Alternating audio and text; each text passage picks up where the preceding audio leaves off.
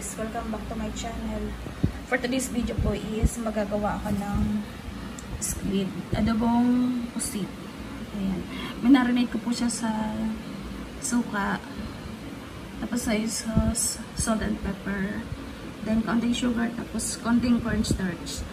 I-stir fried ko muna po siya. Sasalay ko po siya dito bago ko siya igisa.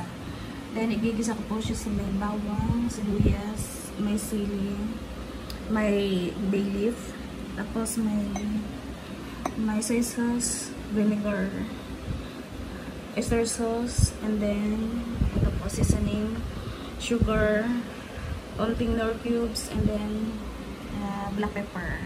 So, ayan. Magluluto na po ako.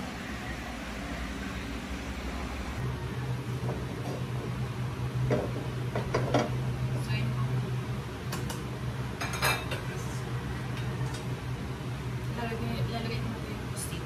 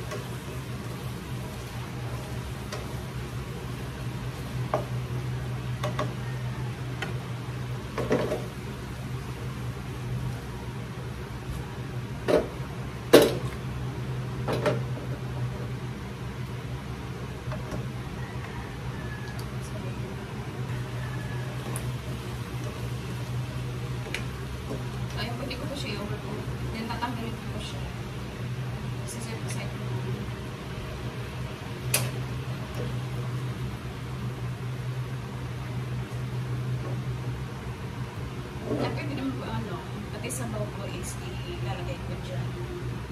Okay. So, ayan. Ito ay napanatanggal ko na sa kawali. Ang dami kong itim-itim. Okay. Half cook lang po yan.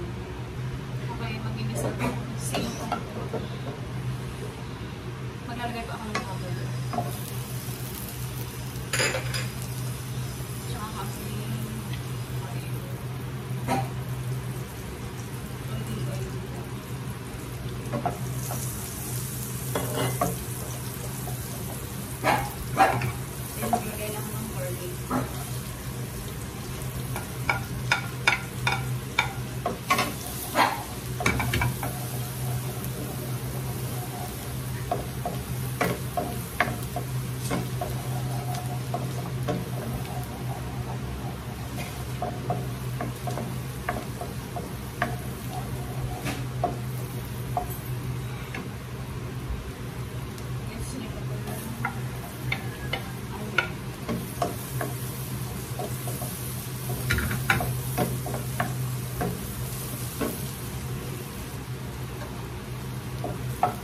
sasunod ko na po yung sesos.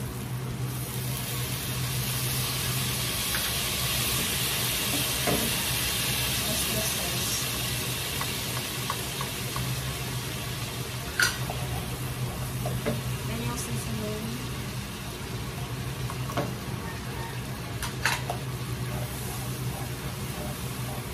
Vinegar.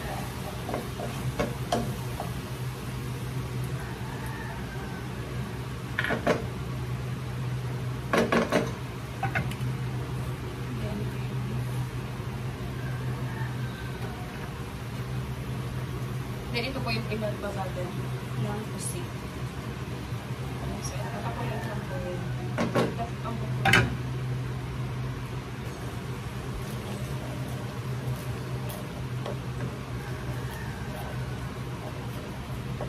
Ayan, medyo malapot po siya kasi nilagyan po siya ng cornstarch.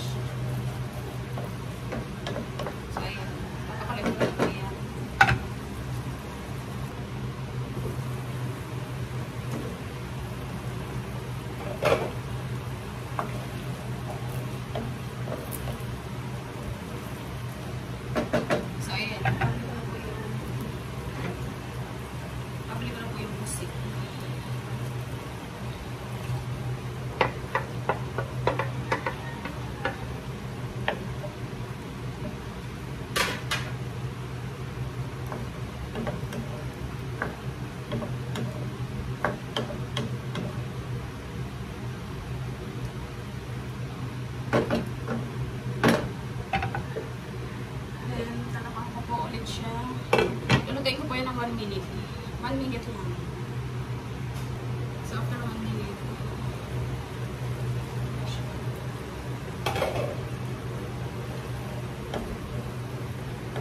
tagtabik pa siya. Luto na yan. Luto na po siya. Ito lang yung lasa.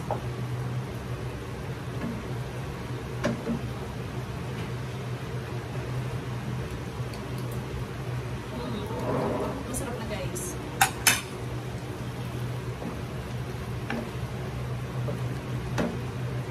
Lagyan na. Lalagyan na asin.